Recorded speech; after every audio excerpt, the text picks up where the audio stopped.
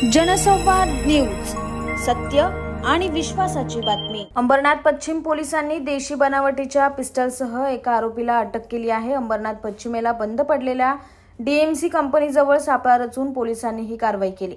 प्रथमेश उर्फ लकी सुधाकर लोंढे या 19 वर्षीय तरुणाला देशी बनावटीची एक पिस्टल आणि 3 जिवंत काडतुसांसह अटक करण्यात आली आहे। अंबरनाथ पश्चिम पोलीस ठाण्यातील तपास पथकात कार्यरत असलेले पोलीस हवालदार संजय चव्हाण यांना गुप्त माहिती प्राप्त झाली होती। गुप्त माहितीच्या आधारे पोलीस पथकाने कारवाई करून आरोपीला बेड्या ठोकल्या आहेत, अशी माहिती सहाय्यक पोलीस आयुक्त शैलेश काळे यांनी दिली आहे। नमस्कार।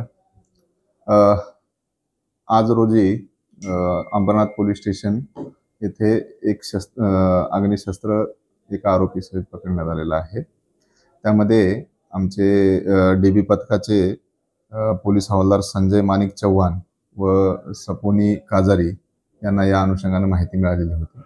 या आरोपीच्या बाबतीत आम्ही बऱ्याच दिवसापासून त्याच्यावर सापळा रचण्याचा प्रयत्न करत होतो आणि आम्हाला रात्री माहिती मिळाली की सदरचा व्यक्ती हा शस्त्रासह बंद पडलेल्या डीएमसी कंपनीच्या इकडे येणार आहे आणि तिथून आम्ही त्याला ताब्यात घेतलेला। एक गावठी पिस्टल तयार केलेला आहे आणि त्यासोबत 3 राऊंड आहेत, असा एक हा मुद्देमाल आम्ही त्याच्याकडनं जप्त केलेला आहे। अंबरनाथ डिव्हिजनमध्ये आणि पूर्ण ठाणे शहर आयुक्तालयामध्ये अवैध शस्त्र आणि जे अंमली पदार्थ आहेत या अनुषंगानं कंटिन्युअसली कारवाया चालू आहेत।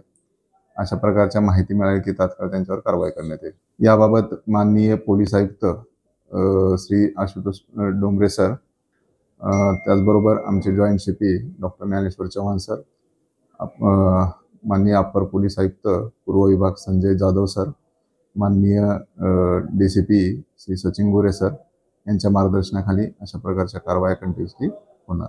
जनसंवाद न्यूज, सत्य आणि विश्वासाची बातमी। आजच सबस्क्राइब करून बेल आयकॉनला क्लिक करा आणि पहा ताज्या घडामोडींचा अचूक अंदाज आपल्या मोबाईलवर।